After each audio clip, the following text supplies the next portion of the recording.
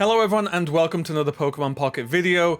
It's been a huge day today as we've had the new expansion launch, and at least so far it's been one heck of an expansion because there's so many cool cards to play with, so many different strategies and styles, and a lot of counter options for various different types of decks and archetypes that have been popular in the meta so far.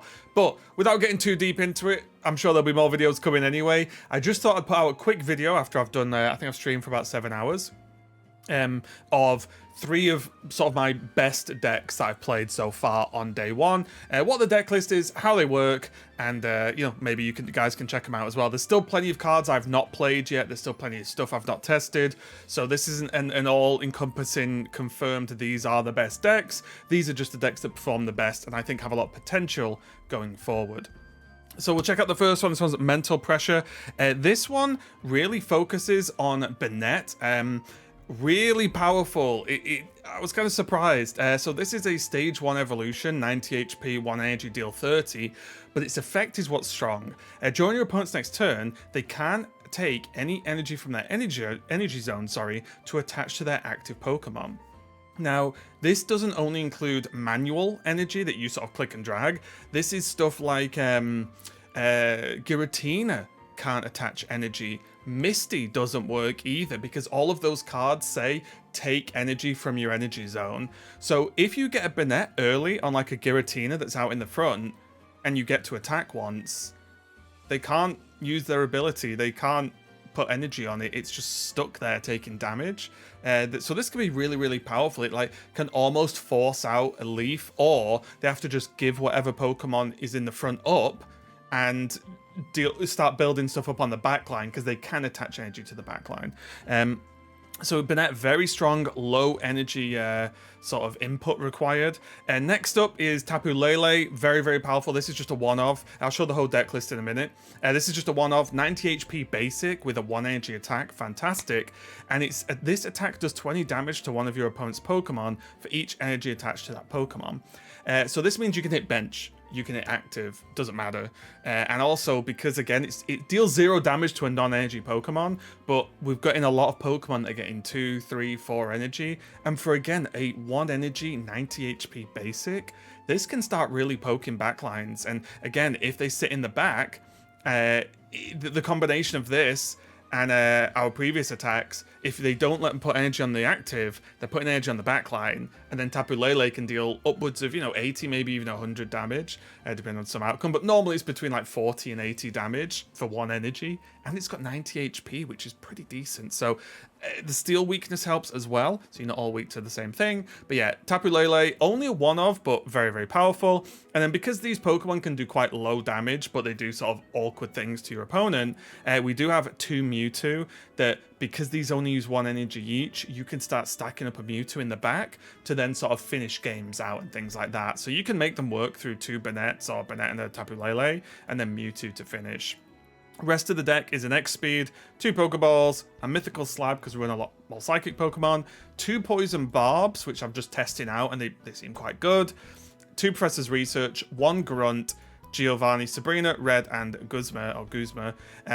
Grunt's there because, again, with Bennett, if you're inactive and then you play Grunt to reduce their energy down and then you attack, well, they can't build that energy back up. So you can be, even a full energy Giratina, if you knock an energy off them by, with Grunt and then attack, they can't put it back. So really, really powerful overall. And then Guzma, obviously a pretty good card at the moment. One of the new cards, of course, Supporter that discards all tools attached to each of your opponent's Pokemon. I very much suggest only attaching tools one at a time, or if you really need to, or if you need to hand dump. Otherwise, you're going to run into this and it's going to ruin your day, basically. So yeah, I'll just do this. You can see it all in one go. That's the deck list. Idea is put early pressure on. Don't let them gather energy onto their active Pokemon. Let Tapu Lele snipe if it needs to, and then build up Mewtwo in the back. So pretty good so far. But let's take a look at deck number 2.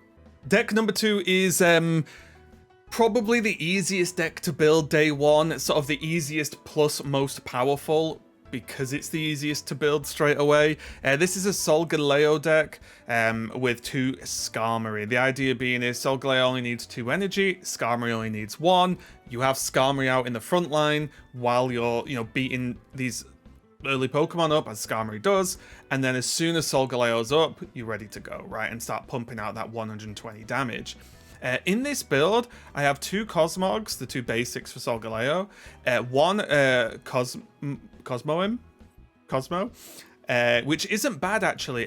This is not the end of the world, because if you're putting 2 energy on it anyway, this stiffen attack, like, this survives a Giratina hit, and this happened to be on stream today. I didn't have Solgaleo yet, I only had Cosmo left, so I put it down, realized, hang on a minute, this attack just survives a Giratina hit, and then the Solgaleo came out and won the game for me. So it was pretty powerful, honestly. So maybe, I think 1's fine, but you could run 2 if you like. I do have the Rainbow Solgaleo, of course, which is pretty nice. 2 Pokeballs, and then because we only run 1 Cosmo, we have 2 rare candies, and then 2 capes, 2 helmets, 2 research, the Guzma and Giovanni. Giovanni's there because a lot of people are doing rare candy things on things like Charmander. Charmander has 60 HP. Skarmory can just cut that out straight away. So I think if you're playing something that can hit for 50, you always take 1 Giovanni minimum.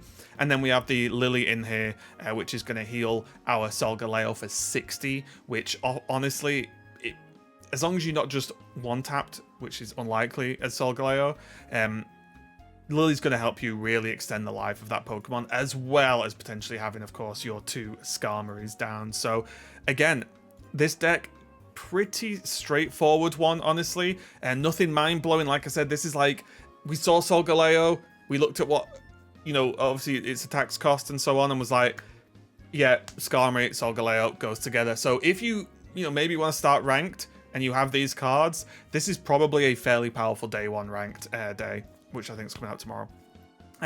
So this is pretty straightforward to play, very strong, very aggressive. So yeah, looking forward to seeing how this deck does overall. Let's check out the final deck. This last one is an electric deck, and we'll talk about the main reason why in a second, but this was a deck that was sort of half suggested, or at least the idea for it was suggested from my stream, and I sort of built this version of it, and it performed very well, actually. The core of the deck is what is going to be a meta staple in this game, probably for quite a while, is the electric Oricorio. This, I wish Mimikyu got Safeguard, I think it should have, we'll talk about that another day. But Oricorio, basic electric Pokemon, 70 HP, pretty decent. 2 energy, deal 50, not that bad.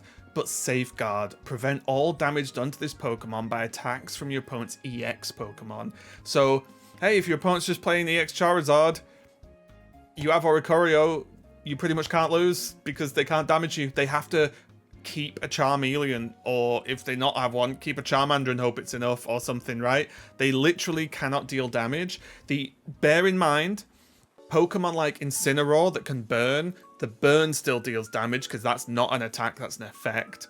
Darkrai's attach energy to ping for 20, that will work because again, that is not an attack. The thing it's immune to, or it's not immune, the damage it's immune to, should I say, is only from like this type of text box, right? Which is the attacking number. It's immune to this from an EX, but not any effect, not anything else, just the damage. But still, a heck of a lot of Pokemon only do that. Like Giratina, this can't do any damage to this whatsoever, so you'll just win because they literally can't knock it out. So yeah, Oricorio, fantastic card, and should stop people just playing just EX Pokemon, like especially basic EX Pokemon, and saying, oh yeah, that's my list. Because if they play basic EX Pokemon, they almost certainly lose versus just maybe even one of these. So the deck does just run 1. We have Togedemaru, one of the new cards, and one of my favorite electric Pokemon to fill out the list. Not bad again, good basic to start off with. 70 HP, 1 energy, deal 20, but on coin flip heads, deals 50, which is again a pretty good amount of damage for just a 1 energy sort of commitment. And it's got a decent enough health to at least tank a couple of turns. And then to round out the Pokemon, we have 2 Pawmi, 2 Pawmot, and 1 Pawmo. Again, shock horror, it's 2 rare candies. But yeah, this, when you rare candy this on curve, you're starting to deal 70, 20 back if they attack you, and it has free retreat cost, and it has 140 HP. So with the addition of rare candy being able to accelerate Pawmot out, this Pokemon's pretty dangerous, and the idea for this deck is If the Oricorio can deal with almost all EXs and just not lose because it can't take damage, the rest of the deck needs to deal with everything that's not EX Pokemon, right? That could cause a problem. So Pawmot, good health, good damage for non-EX, and that counter attack kind of making it do 90 damage.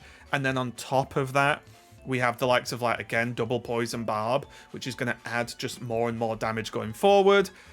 And again, we have the Lily to heal a Pawmot for 60, which is a lot. One Sabrina to snipe stuff, and again, the Guzma there, as well as the usual suspects of Professor's Research. One Pokecoms to help with the getting the Pawmot, and then the Pokeballs. And then 1x speed just for that early game scenario. If you start Togedemaru, but you have Oricorio, and they only have EX by looks of things, you can like X speed and give all your energy to Oricorio, right? Things like that. Some of these cards are flex. By all means, mess around with them and test them. But yeah, that's this one overall. I'll just show it full screen so you can see it. Maybe take a screenshot if you need, or just pause the video because that's how the internet works. But yeah, this deck really surprised me, and I do think, regardless of what you may think of Pawmot, Togedemaru, Oricorio Electric is going to be involved in the meta. It will single-handedly keep the sort of EX spam under control, because a deck has to have some kind of answer to Oricorio, or you just say, well, okay, I lose, right? Like, you literally cannot win, as long as they draw the Oricorio within a reasonable amount of time, of course. But if that's on the board and there's no other way to get 3 points and they have to knock out the Oricorio, they lose, unless they've got a special way to deal with it.